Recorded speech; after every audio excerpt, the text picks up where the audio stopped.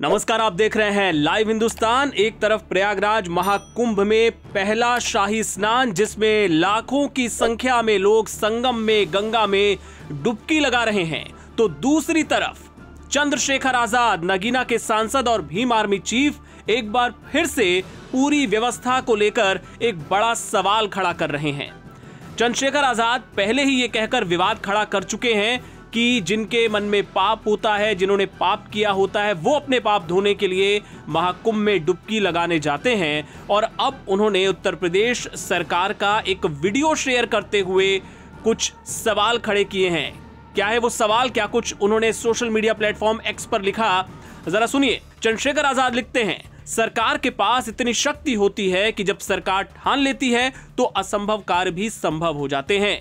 6 महीने में रेत पर इस तरह एक शहर बसाना भी इसी शक्ति का उदाहरण है, जो दर्शाता है कि अगर सरकार चाहती है तो किसी भी बड़ी चुनौती का समाधान किया जा सकता है।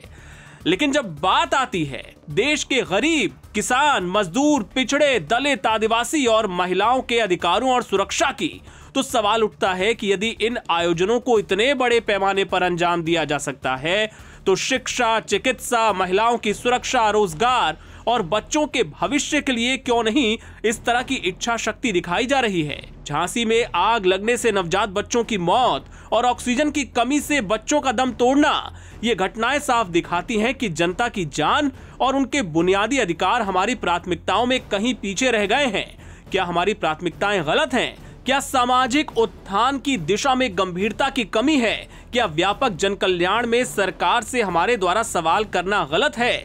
यदि समाज के वंचित तबकों के उत्थान के लिए भी उसी संकल्प और इच्छा शक्ति से काम किया जाए तो एक स्थायी बदलाव संभव है।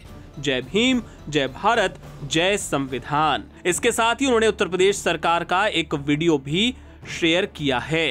तो चंद्रशेखर आजाद जो पहले भी कुंभ को लेकर सवाल खड़े कर चुके हैं और उसका जवाब भी शंकराचार्य की तरफ से दिया गया था। हालांकि अपनी बात से वो पीछे हटने को राजी नहीं हुए और उन्होंने अपनी सफाई में क्या कुछ कहा था वो भी आपको हम सुनवाते हैं।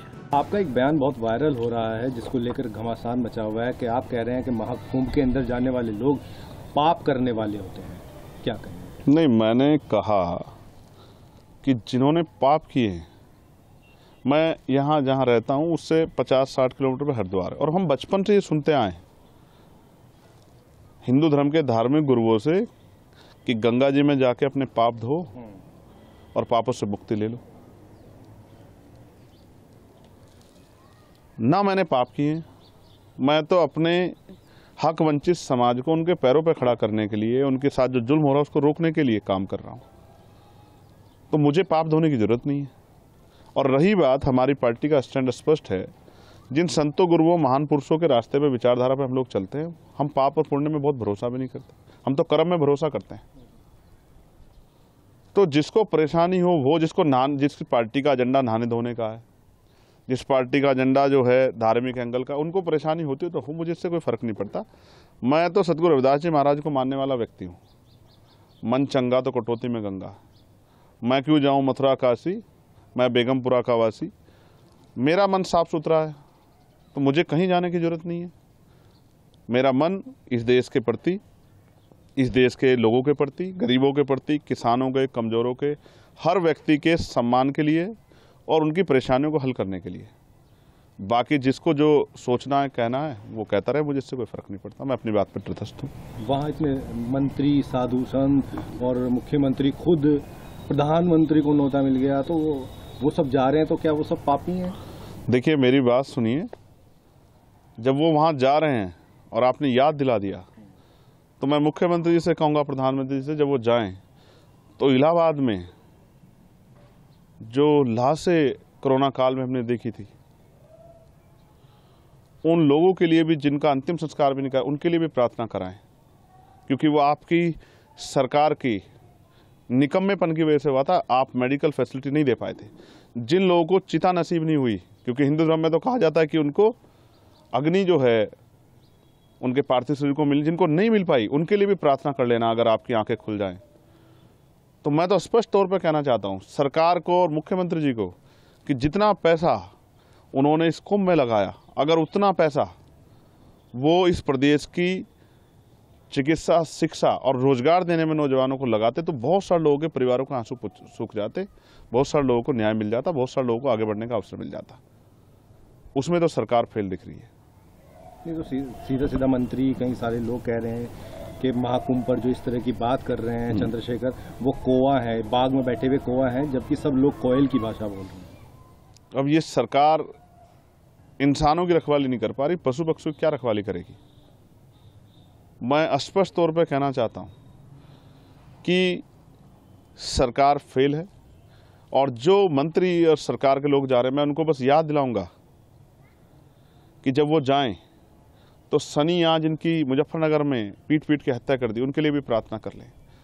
जब वो जाएं तो जिनकी 5 लोगों की मुस्लिम समाज की यहाँ मेरठ में हत्या कर दी, उनके लिए प्रार्थना कर लें। वो जो बच्चा जिसने पार्लियामेंट के सामने जाकर जितेंद्र ने खुद को आग के हवाले कर दिया न्याय न मिलने पे, बागपत के उस बच्चे के लिए भी प्रार्थना कर लें। जब वो जाएं, अमन जिसकी पुलिस ने पीट पीट के हत्या कर दी लखनऊ में, उसके लिए भी प्रार्थना कर लें। रामचंद्र मौर्य जिसकी पीट पीट के अभी लखीमपुर खीरी में हत्या कर दी है, उसके लिए भी प्रार्थना कर लें। 69 शिक्षक भर्ती के बच्चों को उनका हक मिल जाए, उनकी फाइल खुल जाए, उसके लिए भी एक बार वो सोच लें।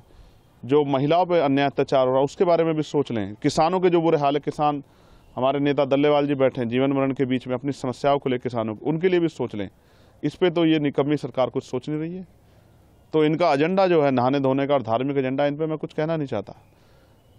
इनको जो कहना है कहें, लेकिन जनता इनको आने वाले समय में सबक सिखाएगी। किसी को पाप धोने हैं, किसी ने पाप किया वो चला जाए। कोई बताता है जो पाप करता है, आपने कोई भी पाप किया तो आप बता दो किसी को कि आपने पाप किए। मेरा ये कहना है, हम इस देश में उन लोगों के लिए रोटी, कपड़ा, मकान, बुनियादी सुविधा और सम्मान की लड़ाई लड़ रहे हैं जिनको हजारों साल तक जाति, धर्म, संप्रदाय के नाम पे अपमानित किया गया। और जहाँ एडमिनिस्ट्रेशन, कई बार मीडिया, पुलिस और जुडिशरी भी एक तरफा खड़ी दिखाई देती है, उन कमजोर वर्गों की लड़ाई हम लोग लड़ने का काम है जिनको आजादी के इतने दिनों बाद भी इज्जत की जिंदगी नहीं मिली। मतलब कुंभ में वही आया है जो पाप करता है। हाँ। तो ऐसा कहने के पीछे उनका क्या उद्देश्य है कि यहाँ जो आए हुए हैं सब लोग पापी लोग हैं और जो नहीं आए हैं वो पुण्यात्मा लोग हैं, यही तात्पर्य। तो ये जो परिभाषा है ये विचार की चीज है। इसका मतलब है कि कुंभ में जो आया वो पापी और जो कुंभ में नहीं आया वो पुण्यात्मा। तो चंद्रशेखर जी आए हैं यहाँ कुंभ में कि नहीं आए? यहाँ आकर के वक्तव्य दिया है कि अपनी जगह पे रह कर? तो ठीक है, वो पुण्यात्मा होंगे। अगर पुण्यात्मा हो तो अच्छी बात है, हमें क्या बाधा है। और हम लोग यहाँ आए हैं तो निश्चित रूप से जाने अनजाने कोई दोष पाप होता है, उसका निवारण यहाँ होता है, ऐसी हमारी श्रद्धा है और ऐसा हमारे शास्त्रों का उल्लेख है। तो हम आए हैं यहाँ पर अपनी भक्ति भगवती गंगा, यमुना, त्रिवेणी को समर्पित कर रहे हैं और हमको बड़ा आनंद है। ठीक है, अगर हमारे कोई पाप हैं तो वो नष्ट हो जाएं, इसका अगर उद्योग हम कर रहे हैं तो इसमें किसी को कोई बाधा नहीं होनी चाहिए। और जो ये मान रहे हैं कि वो तो उन्होंने तो कोई पाप किया ही नहीं, निष्पाप हैं, तो ऐसे निष्पापी व्यक्ति का तो बहुत आनंद है। हम लोग तो दर्शन करना चाहेंगे। अनुरोध है रावण जी हम लोगों को दर्शन दें। आज ऐसा कोई दावा करने वाला व्यक्ति उत्पन्न हो गया कि मैं निष्पाप हूं पूर्ण रूप से, ये कितनी बड़ी बात है। उनके बारे में तो शोध की जानी चाहिए, उनके बारे में तो विशेष चर्चा की जानी चाहिए। नहीं, पूर्ण निष्पाप। हम लोग तो सोचते थे कि बड़ा कठिन है, नहीं, लेकिन कोई दावा कर रहा है कि मैं पूर्ण निष्पाप हूं तो अच्छी बात है।